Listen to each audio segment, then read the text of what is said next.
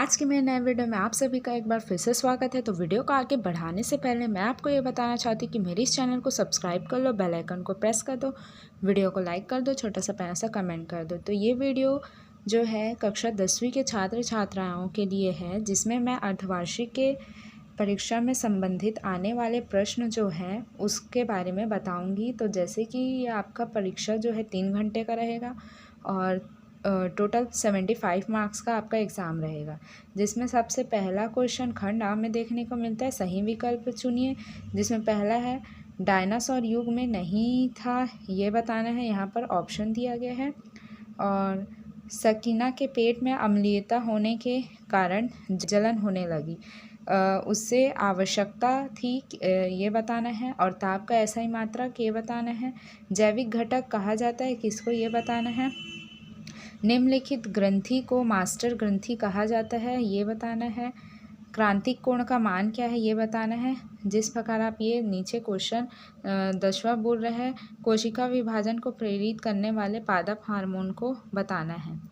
और उसके बाद खंड ब में जैसे हम आते हैं तो यहाँ पर हमको दिखता है एक शब्दों में उत्तर लिखना है। जहाँ पर पहला प्रश्न है फलों को पकाने वाले पादप हार्मोन का क्या नाम है, ये बताना है। दूसरा प्रश्न बोल रहा है समतल दर्पण को थीटा कोण से घुमाने पर परिवर्तित किरणें कितने कोण से घूमेगी, ये बताना है। फिर तीसरा बोल रहा है इकोसिस्टम शब्द का प्रयोग सबसे पहले किस वैज्ञानिक ने किया था। चौथा प्रश्न बोल रहा है डायोप्टर किसकी इकाई है, ये बताना है। फिर पांचवा प्रश्न बोल रहा है कांच और वायु दोनों में से सघन माध्यम का पदार्थ कौन सा है, ये बताना है। फिर उसके बाद निर्देश दिया गया है प्रश्न क्रमांक 2 से लेके 6 तक अति लघु उत्तरीय प्रश्न प्रारंभ होते हैं और इसको हल करने पर 2 नंबर मिलेगा। और इसमें उत्तर लिखने की शब्द सीमा है 30 शब्दों में आपको इसका उत्तर लिखना है। दूसरा प्रश्न बोल रहा है इसी निर्देश में का सजीवों और निर्जीवों के अंतर व्यवस्था को क्या कहते हैं और इसके घटक के नाम बताना है। तीसरा प्रश्न बोल रहा है किसी गर्म बर्तन पर हाथ लग जाए तो तुरंत हाथ हट जाता है, यह किस प्रक्रिया के कारण होता है और इसका नियंत्रण किसके द्वारा होता है, ये बताना है। चौथा प्रश्न बोल रहा है ऐच्छिक क्रिया क्या है। पांचवा प्रश्न बोल रहा है जीव भार को परिभाषित करना है। छठवां प्रश्न बोल रहा है पादप हार्मोन क्या है और 2 पादप हार्मोन के नाम भी लिखने हैं। इसके बाद निर्देश दिया गया है प्रश्न क्रमांक 7 से लेकर 11 तक अति लघु उत्तरीय प्रश्न प्रारंभ होता है और इसको हल करने पर 3 अंक मिलेगा आपको। शब्द सीमा है उत्तर लिखने की 50 शब्दों में आपको उत्तर लिखना है।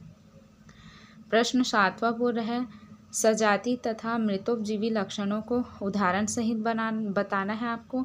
फिर प्रश्न नंबर 8वां बोल रहा है जूली ने जब 3 ABC विलयन ABC और C सार्वत्रिक सूचना से जांच की तब pH मान क्रमशः ये 13,1 और 7 प्राप्त हुआ।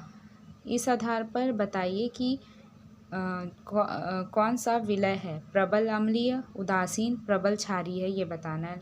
9वां बोल रहा है ऊष्मा के संचरण के प्रकारों को लिखना है। फिर उसके बाद है नाइट्रोजन के 3 उपयोगों को लिखना है प्रश्न नंबर 10वां में। प्रश्न नंबर 11वां बोल रहा है प्रकाश वायु से 1.5 अपवर्तनांक की जांच कांच की प्लेट में प्रवेश करता है, कांच में प्रकाश की चाल कितनी होगी। निर्वात में प्रकाश की चाल 3 × 10⁸ मिनट पर सेकेंड है। उसके बाद निर्देश दिया गया है प्रश्न क्रमांक 12 से लेकर 16 तक लघु उत्तरीय प्रश्न है और प्रत्येक को हल करने पर 4 नंबर मिलेगा। इसमें शब्द सीमा उत्तर लिखने की है 75 शब्द में आपको आंसर लिखना है। जिसमें प्रश्न नंबर 12वां बोल रहा है निम्नलिखित जोड़ों में से उस तत्व को चुनिए जिसमें X जिसका आकार बड़ा है तथा उसका कारण भी लिखना है। जैसे कि मैग्नीशियम है, सोडियम है, क्लोरीन है, पोटेशियम है, ये दिखना है। इसका परमाणु संख्या दिया है। या फिर 3 तत्वों की परमाणु संख्या 5, 7 एवं 10 है, तो बताइए कि कौन सा तत्व वर्ग के 18 में है और कौन सा तत्व वर्ग 15 का है, कौन सा तत्व वर्ग 13 का है, ये सभी तत्व किस आवर्त के हैं, ये बताना है। प्रश्न नंबर 13 बोल रहा है पूर्ण आंतरिक परावर्तन क्या है और इसके आवश्यक शर्तें भी लिखना है आपको। उसका अथवा है तालाब में स्थित मछली वही नहीं होती, यह दिखाई देती है क्यों? पानी में वायु का बुलबुला चमकता दिखाई देता है क्यों? प्रश्न नंबर 14 बोल रहा है विद्युत मोटर का वर्णन कर शीर्षांकों के अंतर्गत उसको बताना भी है। सिद्धांत और इसका नामांकित आरेख भी बनाना है और 2 उपयोग भी लिखना है। इसका ऑप्शन है डायनोम का वर्णन निम्नांकित शीर्षांकों के अंतर्गत करना है, जिसमें सिद्धांत, निम्नांकित आरेख और 2 उपयोग भी दिया गया है। प्रश्न नंबर 15 बोल रहा है अलैंगिक जनन और लैंगिक जनन में 2 अंतर लिखना है। और बा बोल रहा है क्या आंवल गर्भ में पल रहे बच्चे के लिए अनिवार्य है, क्यों? ये बताना है। इसका अथवा बोल रहा है वृद्धि और परिवर्धन से आप क्या समझते हैं, संक्षिप्त में टिप्पणी देना है। और एड्स के वायरस पर का पूरा नाम भी लिखना है और इसका बचाव के लिए उपाय भी लिखना है। और प्रश्न नंबर 16 बोल रहा है सिकल सेल एनीमिया से आप क्या समझते हैं, ये बताना है। और वंशागति दर्शाने के लिए आरेख बनाना है। इसका अथवा बोल रहा है लिंग गुणसूत्र से आप क्या समझते हैं, संतान का लिंग निर्धारण कैसे निर्धारित होता है, आरेख में बताना है। फिर उसके बाद है फ्यूज क्या है और किस पदार्थ का बना होता है, ये बताना है। इसको हल करने पर 5 नंबर मिलेगा। और विद्युत प्रयोग के समय रखी जाने वाली 3 सावधानियां बताना है। अथवा दिया है प्रतिरोध की परिभाषा लिखना है, इसका मात्रक क्या है ये बताना है। और फिर प्रत्यावर्ती धारा और दृष्ट धारा में कोई 3 अंतर देना है। प्रश्न नंबर 18 बोल रहा है अयस्क का सांद्रण क्या है, सल्फाइड अयस्क की सांद्रण की विधि और उसका चित्र बनाना है।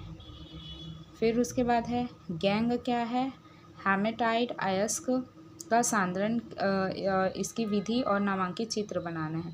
प्रश्न नंबर 19 बोल रहा है प्रकाश संश्लेषण की क्रिया में ऑक्सीजन गैस निकलती है और इसका निम्न बिंदुओं के अंतर्गत वर्णन करना है। सिद्धांत, नामांकित चित्र, सावधानियां लिखना है। और इसका अथवा दिया है पाचन किसे कहते हैं, मनुष्य के आहार नाल का नामांकित चित्र बनाकर इसका वर्णन करना है। वीडियो यहाँ तक देखने के लिए thank you so much. Video यहाँ तक देख लो और अभी तक चैनल सब्सक्राइब नहीं किया तो जल्दी से जाके सब्सक्राइब कर लो, बेल आइकन को प्रेस कर दो, वीडियो को शेयर करो, लाइक करो। तो मिलते हैं नेक्स्ट वीडियो में।